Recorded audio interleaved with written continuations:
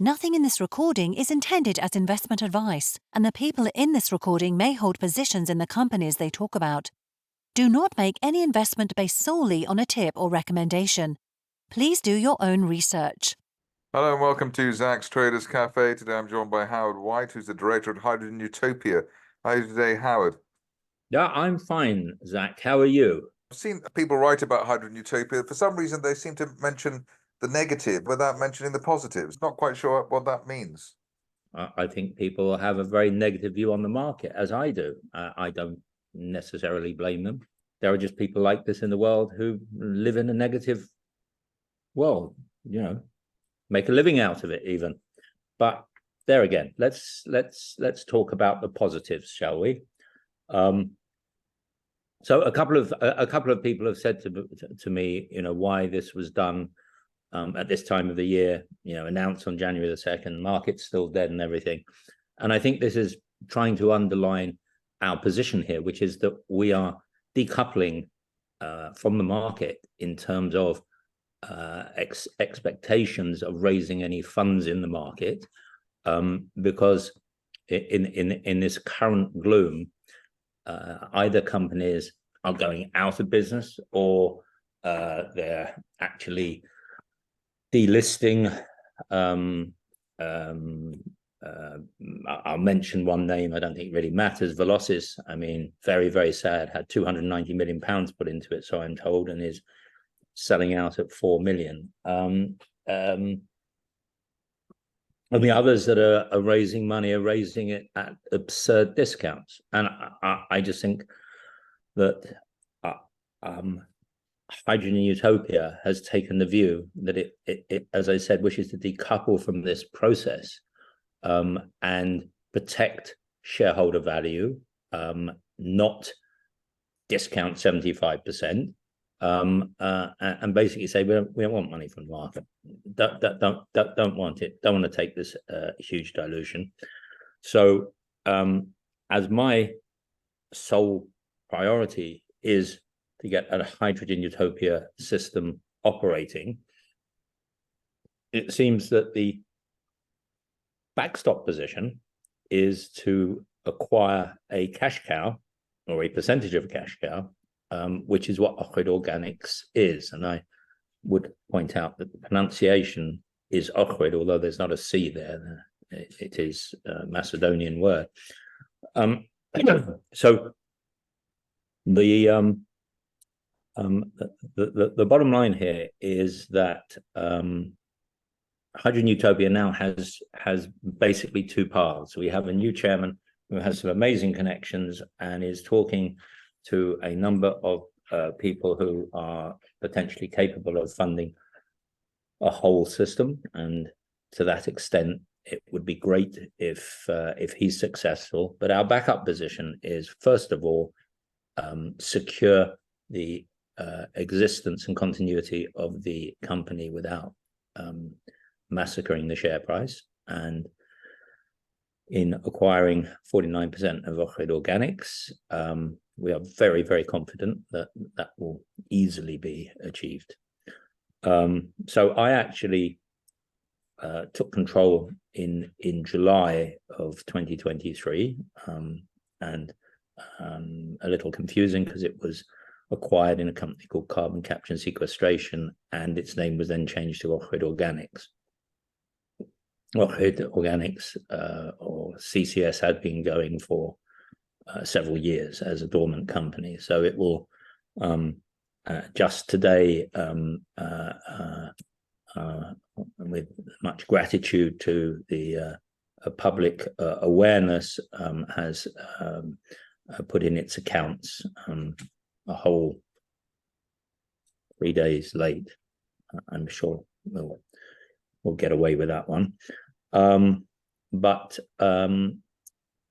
since I took on a company which I've previously been involved in a much smaller capacity, the company has had 2 million plus euros put in upgrading the facilities quite substantially. And so currently there are 4 operating greenhouses and a clone room. And what has happened is that we've completely rebuilt the clone room. We've put in some probably the cutting edge lights made in Germany into the clone room. And this is where the clones, which are cut from plants that we have grown, identified, it's called phenotyping, and picked the very best of a bunch of plants that are grown from maybe 250 seeds. We picked 3, and those then become the master plants, and from those 3 eventually we pick 1, and that becomes the ultimate end product, which is suited for the environment. From the clone room, we've now converted one of the greenhouses into a nursery, and the nursery then takes up another 3 weeks of the life of the plant to grow it to a stage where it can be large enough to put into a flowering greenhouse. So although we've lost one greenhouse, by doing this, we actually take the flowering time in a greenhouse, a flowering greenhouse, down from 16 weeks, which would really give us 3 growths a year, down to 10 weeks, which gives us 5 growths a year.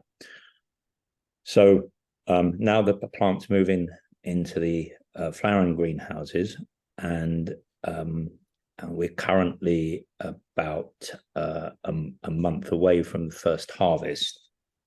We have a very attractive looking greenhouse full of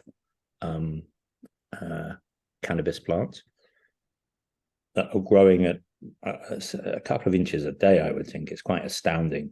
And then we will be filling the second flowering greenhouse in a week's time, and the third one in 3 weeks' time. That means that we will have a harvest every 3 weeks, and the net dry flower from a harvest, it will be a minimum of 200 kilos. The facility, and I'm talking now at the growing part of the facility, which is under what's called GACP, which permits us to export our product, and we can export it. And we also have a license to export to Israel, which is the biggest consumer in Europe of medical cannabis. But we can also export to Europe as well. And our target price is €2 a gram, which is very, very much on the low side. And this will continue until we build out greenhouses 5 and 6, which have already had the foundations and the metalwork installed, and will take 3 months to have those built out. And at the point that we have 5 greenhouses, which will be realistically end of May, then we will be from that growth cycle, we will be getting a harvest every 10 days. And as each one of these will be worth between 240 and 400,000 euros, with a base cost of around 40,000 euros. Essentially, you can see that the profitability of this is going to be very, very high. So the first thing is that the 49% of dividends coming out of Ohrid, and the dividends will start in Q1. That is the agreement that I have made with the company, and this will grow through the year, and we would anticipate we'd anticipate €1 million in 2024. In 2025, it'll be substantially more than that. And by doing this, we extend the operational life of HUI indefinitely. So we're not going to run out of money. We're not going to come to shareholders. We will be able to build up a cash pot, which will enable us to fund the system if we can't find funding elsewhere in this dire situation. Moving on from the growing area, what I've also spent considerable money on is we've got solar panels now, which takes 30 to 40% of our electrical usage, and we will expand on that. In addition, we've completely revamped the drying system, which has been a very, very expensive process. And we are in the process of obtaining EU GMP under the German, which is the most rigorous procedure. And that will take us until the end of 2024. But at the point we get German GMP, without changing anything in the process or cost of the process, the selling price goes to 3 to 4 euros. So you can see that if we stood still and didn't build any more greenhouses, we would increase our revenue by 50 to 75%. But of course, having the other 2 greenhouses, we would have increased the projected revenue substantially anyway. So I'm really saying by doing this, we are decoupling from the market. And I really don't care what negatives are said about us. It really is just people, blowing hot air because probably they can't do it themselves. Or, but my background is where I've put money in to companies. There have been opportunities for people to take out very, very significant profits. I did that in Stenelco. I did that in AFC Energy. My involvement and investment in Powerhouse, at one point, the shares were 11p. And I know a lot of people made substantial amounts of money. But when I moved on from these things, I don't know, maybe it's nothing to do with me at all, but they all seem to go down. So I would say that my view on HUI now is that with Ohrid as its financial driver, I anticipate a significant upside in the share price. And I don't care whether you buy or people buy or sell, frankly. I know what will happen. I can see what will happen, and I am supporting it all the way. So, this is my Happy New Year message to the naysayers. Carry on, don't care. And so basically you're saying that if this was a bull market, the share price of HUI would not be 3p, it'd be multiples of that. You've got an infinite funding runway, and the business that the funding comes from is one that's going to expand even more than you already have. It's just at the foothills of where it's going to be. I think that's something possibly I've missed out in saying, is that the medical cannabis market is growing currently at around 14% a year, but special situations will increase that growth. Namely, Ukraine has passed the law because it's used for PTSD, and Israel. I don't need to go into that, but obviously it's one of the easier places to get medical cannabis, and there are a lot more people. I'm told there's something like 3,000 people a month are now adding to their already substantial base, and we believe that as the lowest cost producer in Europe, and I think I may need to restate that Macedonia has very low land cost, a base tax of 10%. Labor costs are the lowest in Europe, 450 euros a month. We pay more than that, but that is the base cost of labor. And energy is relatively inexpensive. And as we're going solar, it becomes much less expensive. And another thing which is very important for quality cannabis, it gets almost 300 days of sunlight a year. Ohrid is 850 meters up, and therefore the quality of the rays are better than if it was at sea level.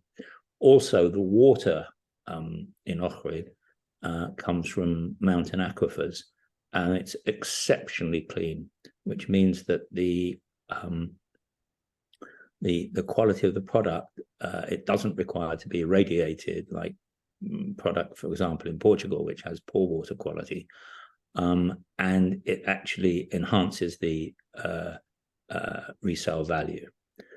The other point is that what we are not doing, that lots of other cannabis companies have done and have made major financial errors, is they've gone for the full system process. So they want to grow, and then they want to extract, and then they want to come out with a final product. We are just looking